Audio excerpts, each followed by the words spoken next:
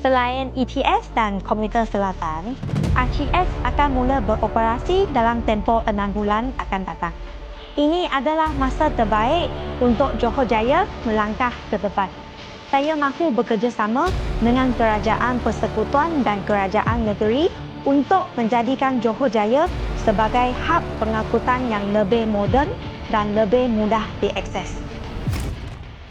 Bukan sahaja memudahkan orang ramai dari kawasan sekitar datang ke sini untuk membeli belah dan menyokong perniagaan tempatan. Malah kita juga perlu memperbaiki sistem pengangkutan penghubung supaya perjalanan harian menjadi lebih lancar. Saya Lee Wen Ying. Saya ingin membantu setiap rakyat Malaysia yang berulang-alik ke Singapura setiap hari supaya dapat mengurangkan masa kesesakan. Saya mahu membawa sistem pengangkutan yang lebih baik supaya masa di jalan raya dapat dikurangkan dan masa bersama insan tersayang dapat ditambah. Marilah kita menambah baik pengangkutan, rancangan ekonomi.